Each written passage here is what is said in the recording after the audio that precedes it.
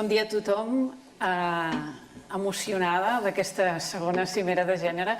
Jo estava en aquella foto, era molt petiteta perquè érem molts i això és genial que siguem molts i estic contenta d'estar aquí. Estic especialment emocionada per poder presentar a l'Stephen Curry, vaja, un dels meus... I will switch to English in a minute. I'm just so excited to be here and to present you, to introduce you because Stephen Curry has been, a great inspiration, has helped a lot, not only in Europe or in the UK, in Europe, but all over the world.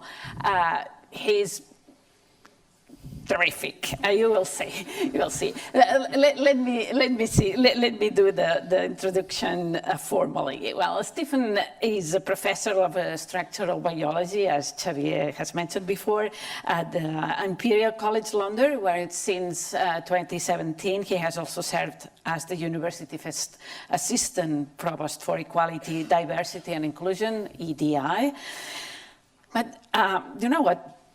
Professor Curry is also a member of the Department of Life Sciences, where he has worked as a structural biologist, as I mentioned before, on a variety of problems related to protein-drug interactions and the replication of RNA viruses, such as foot-and-mouth disease, virus, and human norovirus.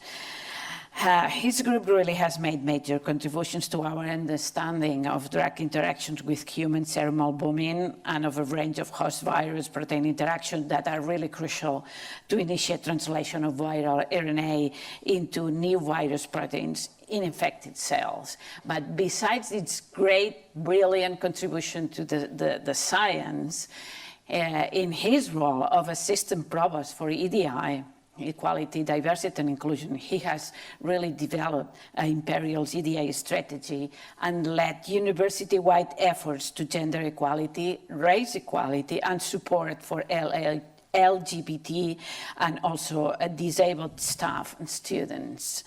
For many years, he has also been a writer and campaigner on a range of scientific issues, including open access, research assessment, research funding, and science policy. He is really currently chair of the San Francisco Declaration on Research Assessment, DORA. He is really playing a really great role from then, which has drawn attention to the intersections between, of course, research assessment, research evaluation reform, and the drive for equity within the academy. If we have time later on, we can talk a little bit about that. So, Stephen, thank you a lot. So the floor is totally yours, and we are all devoted to listen to you. Thank you.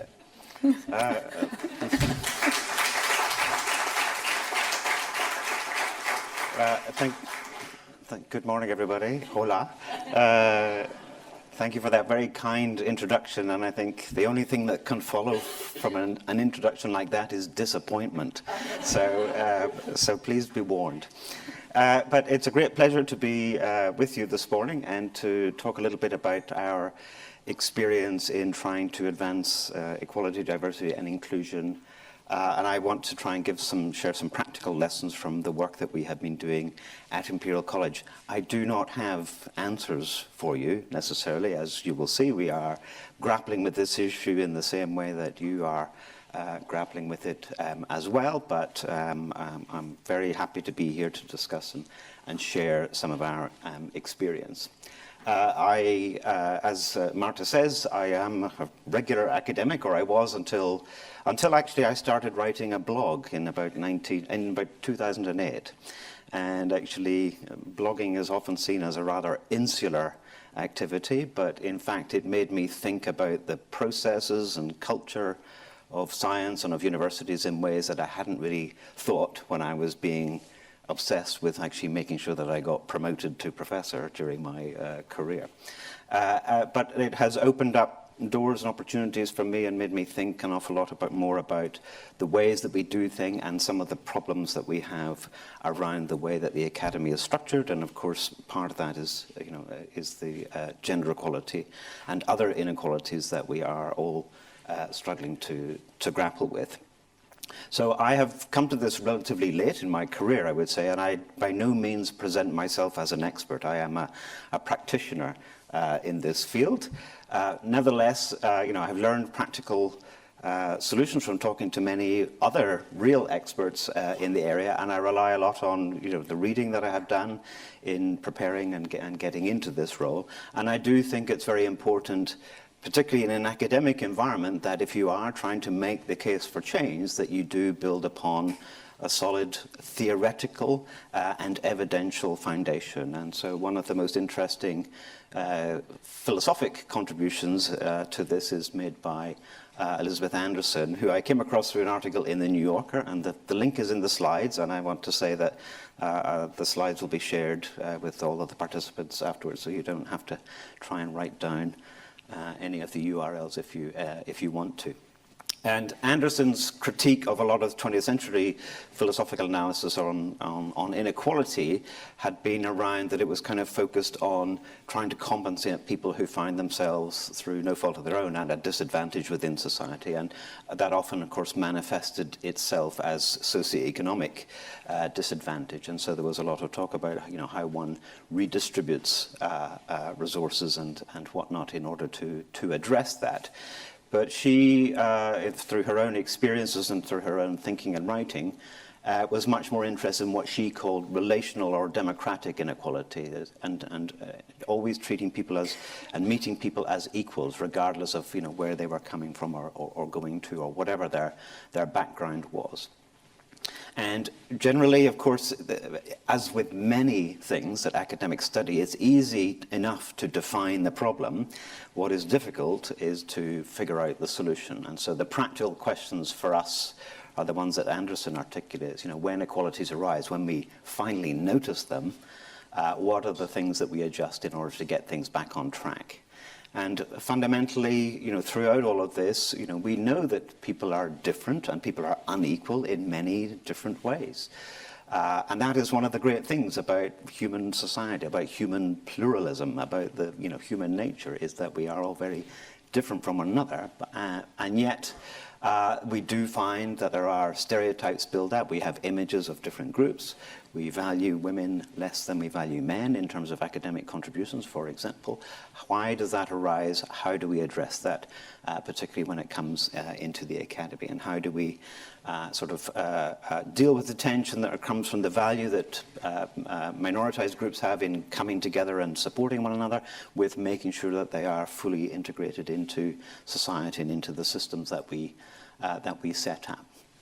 So another book that I would highly recommend, or a writer to you, is by Caroline Criado Perez, on Invisible Women, which looks at actually the construction not just of medical research and other academic endeavors, but actual social policy, the prioritization of which streets and surfaces get ploughed when the snow falls in towns in Sweden, and how much of that actually is governed by a very gendered perspective, because it is often men who are in the positions of power and making these decisions, and who do not necessarily think about the experiences of women in doing that. And here's, and even in the area of promoting equality, men seem to get excessive credit, Marta. So a 2017 paper found that while white male leaders are praised for promoting diversity, female and ethnic minority leaders are penalized for it. And so it seems to be whatever way you turn, women can't win. And that is the problem that we really have to try and change. And another interesting book, which I think reflects my own experience, Why Do So Many Incompetent Men Become Leaders? And again, it's written by a man, I hasten to add, a colleague of mine from across London. But actually identifying that a lot of the problem there is that we often, particularly when it comes to recruiting, we mistake confidence for competence. And I think we want to, when we are recruiting, then we have to be very clear about what it is that we are looking for and not to mistake one thing for the other. So another very important source of evidence and inspiration that I have found comes from Professor Naomi Elmers, who works in the Netherlands, in Utrecht. I think has written done a lot of research on gender stereotypes and how that plays out in the academy. And again, for me, it's really helpful to understand, the fundamental basis of the problems that we are tackling with. And a lot of the issue, particularly around gender inequality, becomes from the way that society places very different expectations on men than on women. And so men who are smart, and that is seen as an intrinsic property or characteristic of the males of the species, whereas women who succeed, it's because they studied hard for the test, or they particularly, dedicated themselves. He's outstanding, she's hardworking, and these are phrases and vocabularies that we often see in references as well. And again, this is just one of the many sort of pinch points where there are barriers created to the advancement of women. It's okay for women to be okay for men to be assertive and ambitious, but if women are assertive and ambitious, then they are seen as a bit of a problem, a bit pushy, a bit too aggressive rather than ambitious. Women, on the other hand, are expected to be, caring and conscientious, and so we have to, try and find our way to a situation where men and women carry both of those, or all of those characteristics. Again, I am not going to go through all of these papers, but I'm just trying to sort of emphasize that there is a huge amount of research out there that is identifying the problem for us. So, for example, on the top left, the meta-research gender inequalities among authors who contributed equally. And so there's a common practice now of having joint first authors on papers, but this analysis showed that with was a man and a woman who were joint first authors, more often than not, it was the man who was the first joint first author. And that is a manifestation, I think, of an instance which was reported on in more detail in a paper published in Nature in the summer, at bottom right. Women are credited less in science than men, and it did a detailed analysis of the way that women's contributions to science, to scientific papers and to patents is often simply not acknowledged. And so their contributions are there, but they are simply not being counted. And as we saw in Paula's chart, that then contributes, of course, to the vicious cycle that leads to career disadvantage. So there are many instances where there are biases in women. When it comes to allocating funding, the evidence suggests that if you focus on the scientific case rather than the CV of the individual, then women tend to get a much fairer outcome and allocation. And there's a famous instance of that in allocating observing time on the Hubble Space Telescope, in which the applications have been anonymized for several years now, and they have discovered that by doing that process and focusing just on the scientific case that is being made, women now get a fair allocation in proportion to the percentage time for which they apply. Previously, they were disadvantaged, and so one has to be able to identify and understand these the inequalities and the way that they manifest themselves before one can then start to tackle what are the root causes of these. And this applies not just to gender equality. The Science Advances paper at top right does show that for people like myself who are white, able-bodied, heterosexual men, there are advantages in STEM, in science and engineering and medicine, that accrue to us above and beyond what you would expect for the hours that we put in or the intelligence that we may or may not have. And that, of course, again, is a reflection of the way that our societies are constructed around that. So what can we do? Of course, there's no shortage of advice, and there are plenty of examples of good practice, and it's really important that we try and identify and share these. And Naomi Elmers has got some of these in her very influential review. Part of it is training and awareness. First of all, acknowledging that there is a problem. For a long time, even that was a bit of a hurdle. I think we all need to accept that we are subject to biases, and that we do rely on these shorthand assumptions about different groups, because that's the way that human psychology works. It's the different difference between System 1 and System 2 thinking that Daniel Kahneman had identified. And System 1 is about, the fact that there are sometimes you need to make short, quick decisions, and often we fall back on stereotypes then, because on average, people who belong to a group might behave like the group. But when it comes to, I think, looking at research and research careers, it's really important not to look at the journal, but to look at the paper, not to look at the characteristics of the person, but to look at the person themselves. And then in terms of process, it's to lift the burden of proof of those who may be disadvantaged. I can't help noticing there's a bit of a gender inequality or a gender imbalance in the audience here. We have more women than men in the audience, and that is common at gender summits, I have to say. Clearly, the issue is more pressing for women than for men, but I think one of the measures that institutions really do need to think about is how do you recruit and resource male allies and recruit male allies to the cause, because this is a problem that impairs the whole of the academy, and it means that we are holding ourselves back because we are not digging deep and fishing in the widest possible pools of talent. And institutions that pay attention to that unfairness, then that creates a culture that becomes a more positive experience for everyone. And also then to sort of support employees in recognizing male and female role expectations. And I certainly see this among my younger male colleagues who are now much more engaged in childcare than perhaps their own parents were. I like to think I did a bit more than my father had done, but when I look at my younger colleagues, I am even more impressed with the dedication that they are showing. There's one other sort of theoretical issue that I do want to touch on, and it's one that certainly impinges on us at Imperial, where we talk about excellence the whole time. Now, who could be against excellence? Excellence is very obviously a good thing, and certainly we want to promote it, and we want to promote people who are excellent, and we want to actually try and find excellence within men and within women and within all groups. But it is a term that is used very widely, and it's not very well defined.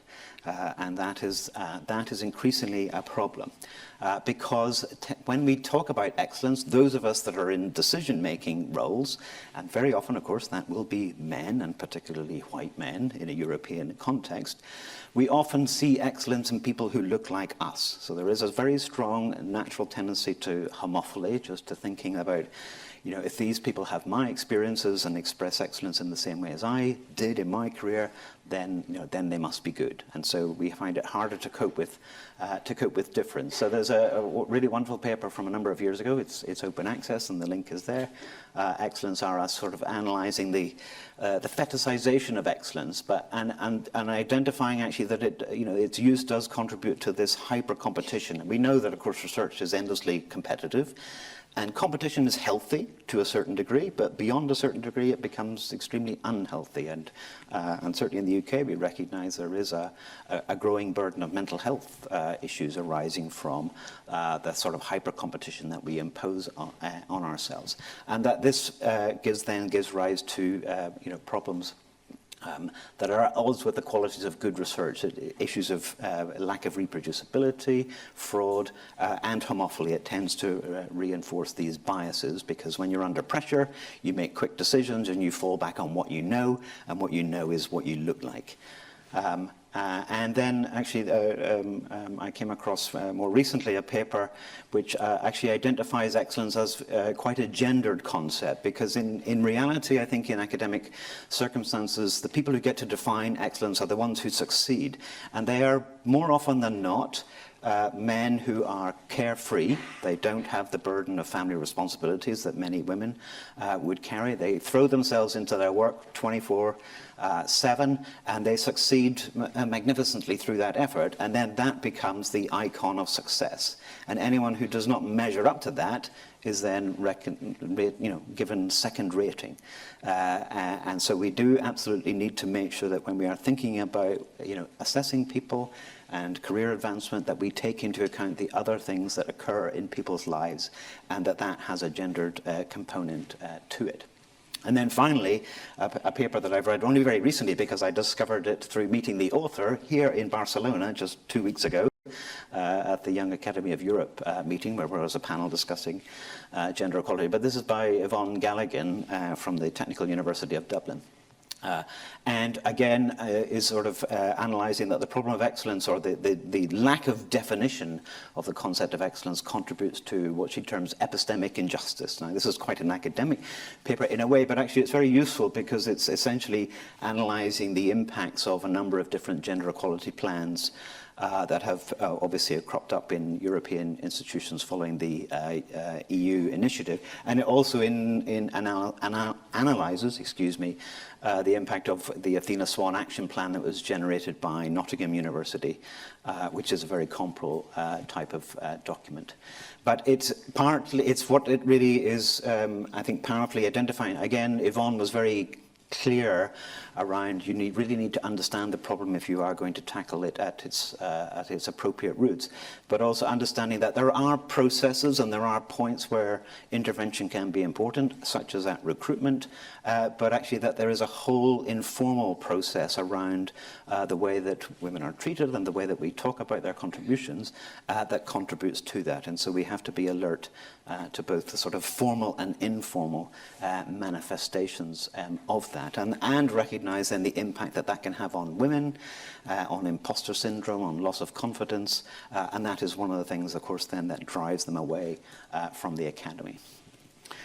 Just to show a bit of it, you won't be able to read this. I overestimated the screen size, but you'll be able to link see the slides. And actually, this comes from a European report which is produced regularly, She Figures, which tracks the progress in gender equality across Europe. You'll see that the UK and Spain are more or less in the same level, in the middle of the pack, maybe above the EU average. At around sort of 40% female participation, but of course that is across all levels, and that number drops significantly when one thinks at the higher professorial levels in it. There are different countries, Tunisia, Latvia, where in fact there are more women researchers in the academy than others, and at the bottom is Japan, which is a very sort of male-centric research ecosystem. But even in Japan now, I know that from talking to colleagues there, that this is now an issue that is moving more to the forefront for them, because again they recognize there is a loss of talent. So let me tell you a little bit about the approach that we have tried to take in practical terms to try and address this at Imperial College. So I am the Assistant Provost for Equality, Diversity and Inclusion. I am actually the first person to hold that position. We did not have an Assistant Provost for that role before, and it's a position that is now becoming much more common, certainly at UK universities, and I know that there are positions like that at other European universities as well. And so one of the first things that I did was to talk to lots of people about what we were doing and what our priorities were, and then wrote on the basis of that the strategy for the university, which identifies our priorities. And we're not doing work on EDI because it's a legislative requirement. We very much see it as essential to our future success as a university. The world is more and more international and is more and more diverse as a result. And certainly at Imperial College, we see ourselves as an international university that is trying to tackle global problems. And we can only do that successfully if we are in touch with the global population. So we want to tap into pools of talent that we know from looking at our data that we have been ignoring. And we think that by diversifying our staff and our student intake, that actually our research will become more impactful and more relevant to the global challenges that we are trying to tackle. And we also see a further benefit in that attention to this aspect of our culture is something that will actually be valued by our whole staff and our whole students. Now, this is a grand vision. We are not there yet. Okay, so these are words, but the words are accompanied by action. And again, there is yet more data to show that, if you bring in diverse teams, then you are much less likely to fall into groupthink or to sort of common assumptions.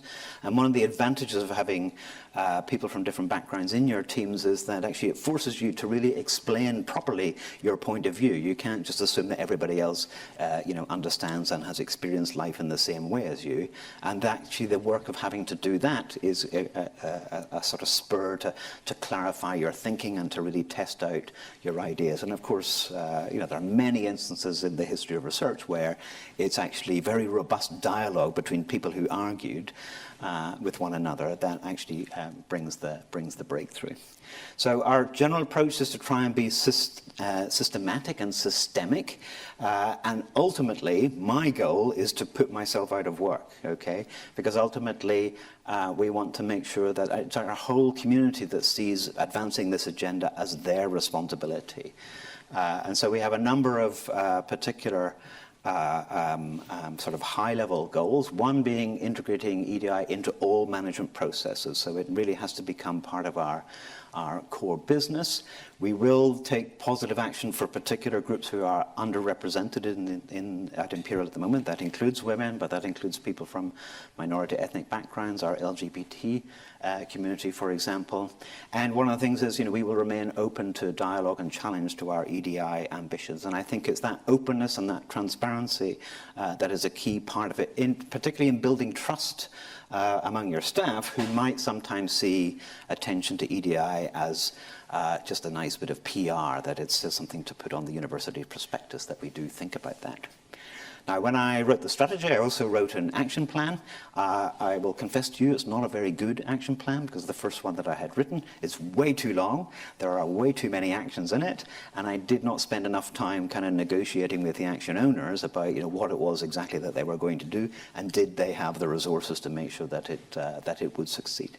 I have learned, and we have adjusted over the intervening years, but one important sort of governance aspect of governance structure is that within the university, we now have oversight of EDI activities. So we have an EDI strategy group that is chaired by the provost. So it's very much the boss, the head of the institution. I do sit on it. But we have an EDI forum, which is a much more representative group, and that is very much presented as a listening post, because we want to hear what is happening on the ground. What are people's day-to-day experiences? What are the things that are going wrong for them? Or equally, what are the things that we've been doing that are going right and that we should definitely continue doing? And so, and that forum then, the deliberations of that feed into the strategy group. And then you have to get down to work, and it does take a great deal of work. And actually, I'm not going to go into this, but you can see the link is there, and you can follow up all this information. It's on our website. It's part of our commitment to transparency.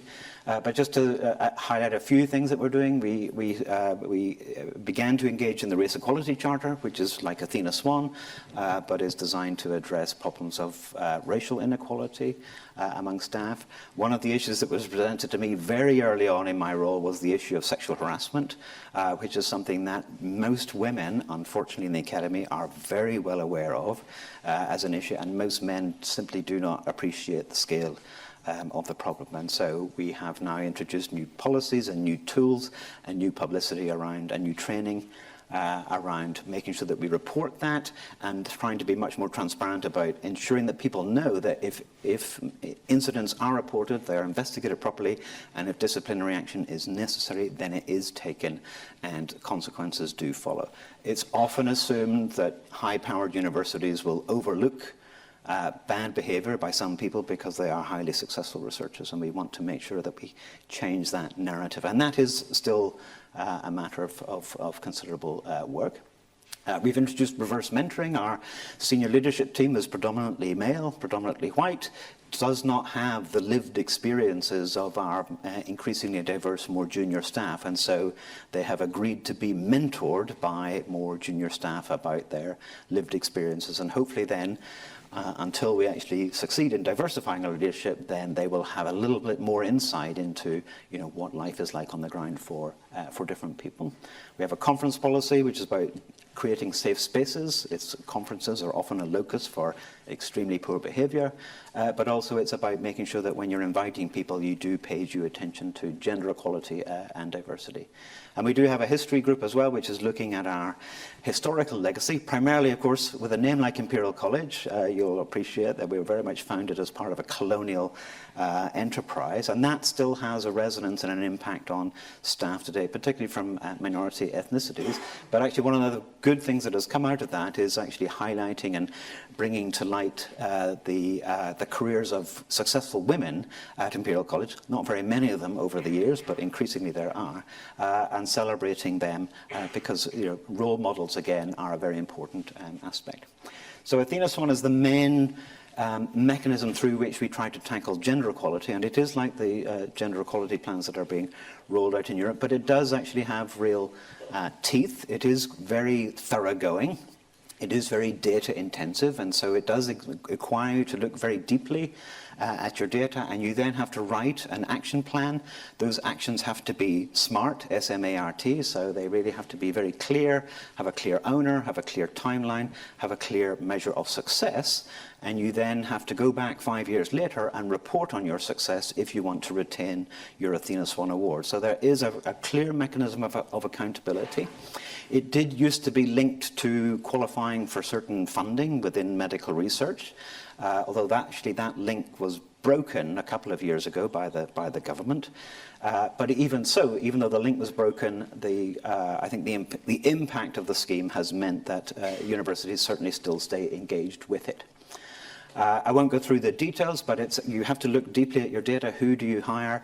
Your recruitment processes, your promotions processes, your grievance processes. Look at your student admissions. Look at how successful your students are when they come to you in terms of, do men succeed better than women? And it is an awful lot of work to put it together, but it's work that we are prepared to do. I think it asks all the right questions of the institutions. And it does slowly have an impact. It's difficult to measure it precisely, and again, that is a general issue, but this just summarizes. So the blue is from 2016, and the red bars are from 2021, and that shows an indication of the progress that we have made. So we have made some progress, but in many respects it's perhaps too slow. You'll see that, and the dotted line on the right-hand side is the 50% mark, so that's really the target ultimately.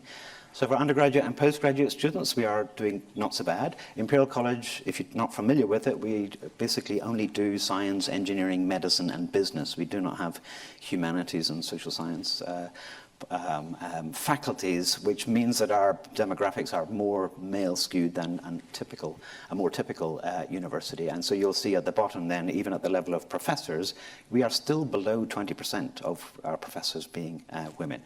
We have increased by 3% in the last 3 years, but what we're trying now to do through the action plan is to develop a much more consistent approach to the work that we are doing. Again, I'm not going to go through this. The action plan is on our website in total, but it is really a matter of trying to tackle multiple points of intervention. So we want to boost the number of female staff.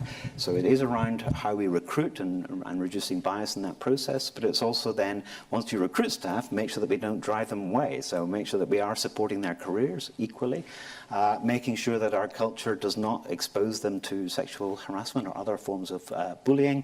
And then actually we've discovered, our information systems are not quite fit for purpose. And so it's really important that we actually build up that data infrastructure, because if you're going to devolve responsibility down to deans of faculty and heads of department, we want to make sure that they have the tools to see what's happening within their domain, so that they then can judge whether or not the interventions they are responsible for are actually taking place. And responsibility for oversight of this plan lies with the EDI strategy group, which is chaired by the provost. And so that's of practical and symbolic value, because our provost is very much a man for identify your priorities, and then let's make sure that we, and identifying a finite number of priorities.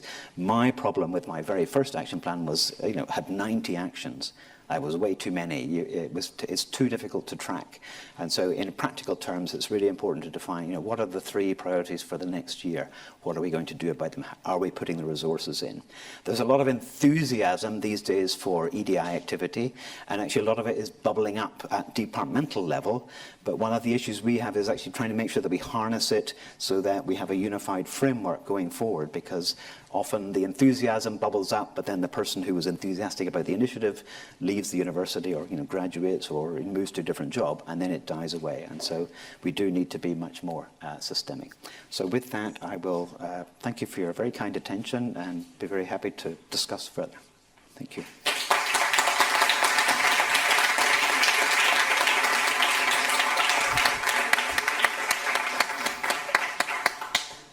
fantastic. You made the magic again. I told you that you will be inspired, and we also have been challenged, I'm sure. So now it's time for questions. We have until the break, just 10 minutes. Can we have a little bit more? I have a lot of questions, but maybe we can invite the audience. If you are going to do the question in English, okay. If you are going to do the question in Catalan, just wait for him to put the translator. So first, maybe you can introduce yourself, name and your responsibility. Thank you very much. I'm Luis Rovira, director of Recerca. Recerca is a group of 40 research institutes in Catalonia.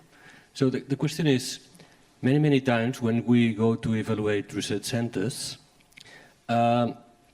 we see that there are big differences between group leaders, male and female, right? I would say that's one of the main problems we have. And when you go there with an international panel, the response of the panel usually is, okay, in this area, that's normal, that's what we have, right? And that happens in, I don't know, in physics, in telecommunications, engineering, and so on and so on. We try to implement some measures, but they say that it will grow with the time. And it's not true, because with the time, it will take 30 years or 40 years, something like that. So what's your recommendation in these special cases? So that is a good point, actually a small point I just wanted to make. One of the other measures, and that was pointed out in our conference policy, is that in a conversation, if you make sure to ask a woman to ask the first question, then women are much more likely to participate further in the conversation. This is nothing against you personally, okay? But it's just it's something that I remember. But it's easy to forget to do the right thing. It's a very important question, and actually the numbers I showed for Imperial College are the average for the whole university, but our number is 18% because the Faculty of Medicine has a much higher proportion of women professors than our Faculty of Engineering or even our Faculty of Natural Sciences, where it's more like 10%. And I think you have to recognize that for different disciplines, and again, it's a societal effect, because in our schools, girls are not encouraged to do maths and physics and some of those subjects in the way that boys are, and so that then feeds into a pipeline. And so I think you have to recognize that, you know, that the problem and the challenge is different for different disciplines. And it would be pointless for us to say, you're having an engineering conference, you know, half the speakers must be women, you know, because that would be fair. That wouldn't be fair given the current situation.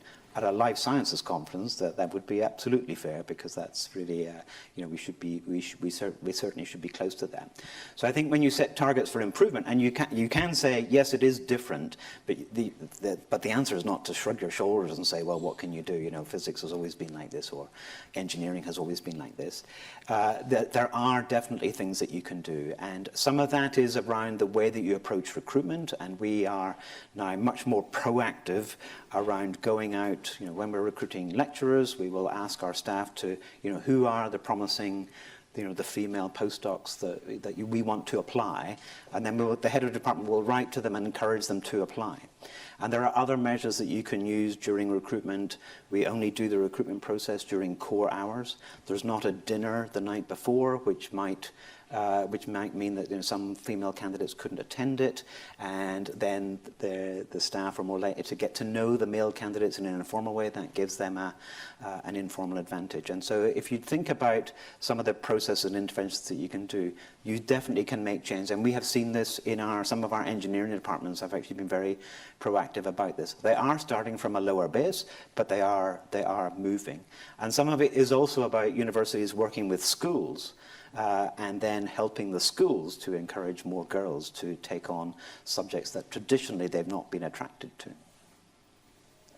Thanks. Okay, thank you. Good morning, I'm Michela Bertero. I'm strategy director at TDBabs, one of the research institutes in healthcare in Barcelona. We were definitely not disappointed from your talk, so thanks a lot. I have a question regarding the Imperial approach to inclusive excellence, which I really like as a concept. So where did you find most resistance, actually, towards your action plan? So there's not much resistance. There is some, certainly, mostly from older men.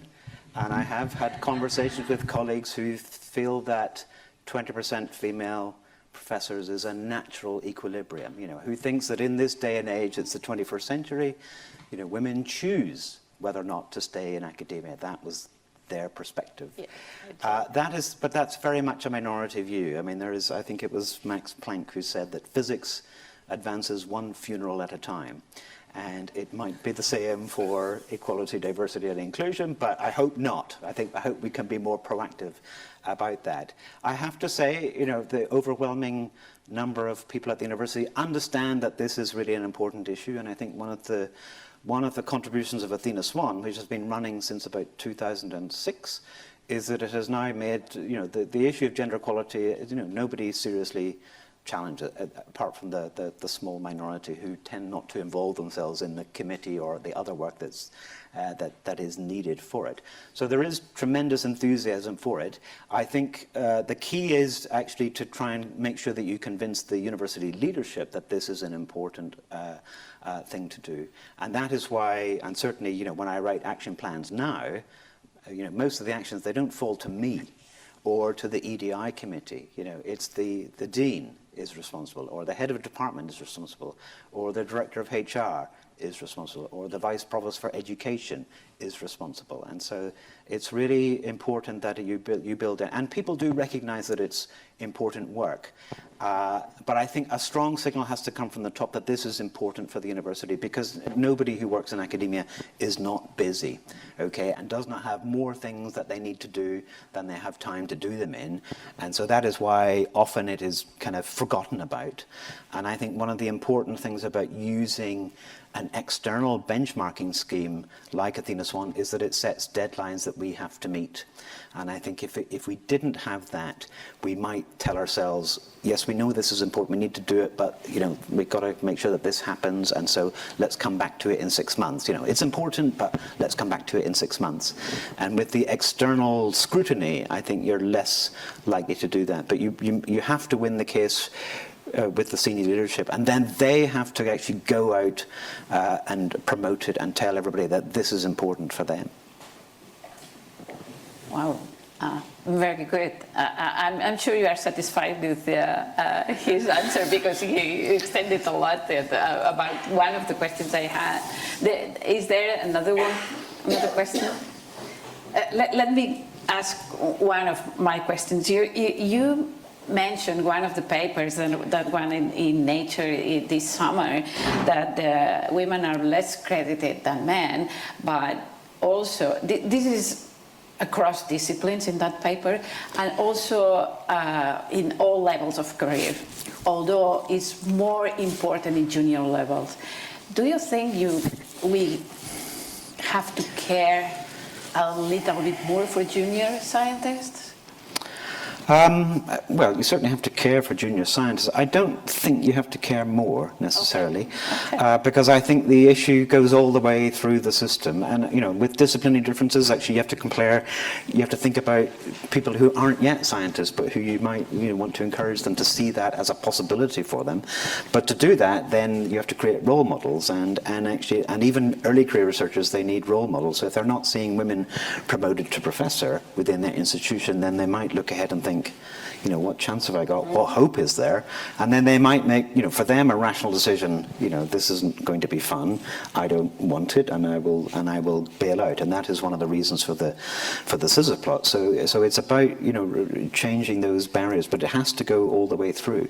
And recruitment is an important intervention point, but so is career support. Who gets encouraged? Who gets motivated? Who gets supported to gets the opportunities to present their work at conferences and things like that.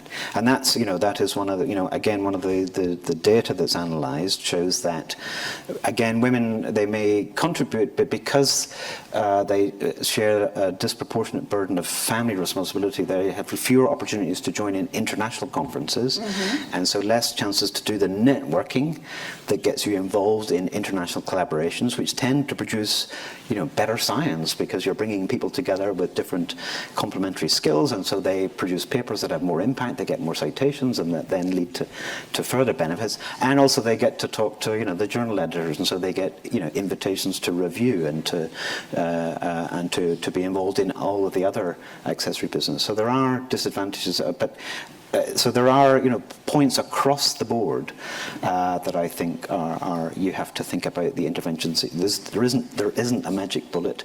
There isn't a one lock that if we unlock that door, then everything opens up. It is systemic. Yeah. It's really important that you mentioned the role model. Yeah, that's definitely important. Thank you.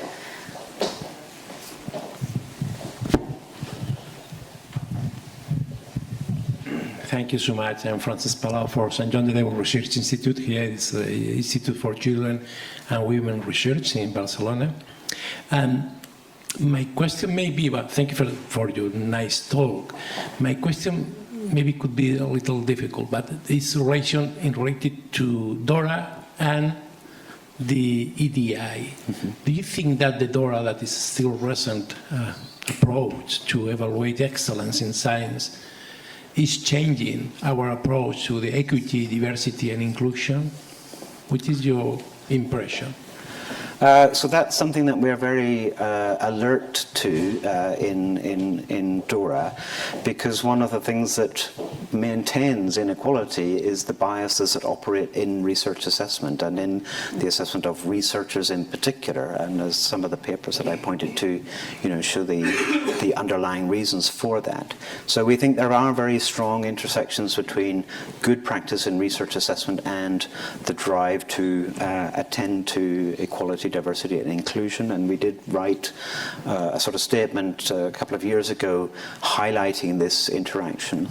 And I think certainly across Europe and across the UK, we do see greater attention paid by funders and by universities to these interacting issues. And also, the whole issue of open science is another part of that puzzle, because open science isn't just about open access publication and sharing your data and your code, but actually the whole process of being open raises the question about, who is the academy open to? And that then it brings you back then to the question of EDI as well. But the openness of the academy then depends upon the quality of your research assessment processes. Are you really identifying, the true quality in the applications and in the people, and recognizing that if people take career breaks, then you take account of that in your processes. And I sit on a panel for starter investigators in life sciences for the European Research Council, and they do very good training for the panel members, and the panels are very mixed, certainly in terms of gender, and very alert, I think, to this issue. And actually I was very pleased to see in the last round that I judged, actually quite a number of the female applicants, they mentioned openly that they had families and they had career breaks, but actually also then talked about their role as a leader, and recognizing that their groups also had lives outside science as well. So I think these issues are coming very much together and converging, and I think we do need to pay attention to them simultaneously, because they do interact. And I was one of the authors. Somebody asked me at the beginning of the Metric Tide report, which is looking at the use of metrics in research assessment, and we are now doing a piece of work looking back, or looking at where we've got to with the metric tide, which I hope will be published in December. But one of the things that we have noticed is that in the whole thinking around research assessment, the impact of research assessment on research culture is now, people are much more aware of that. And we know that there are some negative effects from over-metricization, but people are much more thinking about the bullying and harassment and the lack of diversity and the unfairness that operates within research assessment. And so I hope there will be much more holistic thinking from that, and DORA will certainly be trying to play its part in that. Thank you. Well, it's time. I'm not going to steal your time for a coffee, but at least one question.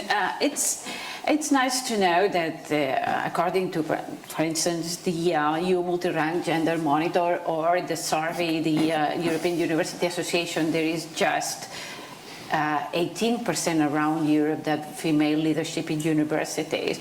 And in the UK, it's the highest percentage, about 30% that are, I don't know, maybe vice chancellor or provost, or I don't know. It's according to this data, and even in the UK, that you have this higher percentage, there is an assistant provost, and the first one in one of the best universities in the UK. So. Having that into account, and the scissors that we have here that Paula showed before, what can men and women do to promote female leadership? What can leaders do to promote it? So they can do a lot, okay? So they can, and if I'm surprised it's 30%, but I'm pleased that you say that. But so male leaders, they can certainly, within their institutions, send out a very strong message that tackling gender equality is going to be a priority for them, and then put some resources and some effort behind it. I think other male leaders, they can sponsor up and coming, promising younger women, and so help them sort of not just mentor them, but actually say, if an important opportunity comes up, they say, I know somebody good who could do this, and encourage a woman to take up the role and give them then that opportunity. I think you also need to be mindful that an awful lot of the universities are very large organizations, and often academics, they identify much more with their department than with the university. And I talk to a lot of people at Imperial College who have no idea how the university works, and don't know where the committees are, or the opportunities that you might have to talk to your dean, or to talk to the provost or the president. And one of the challenges, I think, for the senior leadership, who are not very large in number, is to create more and more opportunities to talk to staff and to be open to dialogue to staff. So also, at meetings, make sure that you allow women to speak. Don't talk over them. Lean back, don't lean in, to make sure that they are there. Don't steal their ideas and present them as your own. And those sorts of, because women at Imperial tell us that this still happens to them all the time. So let's finish here, but before, let's give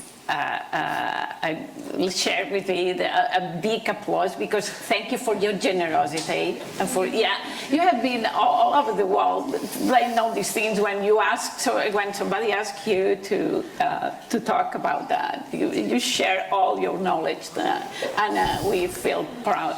We feel so gifted with that. So share me with us. Thank you.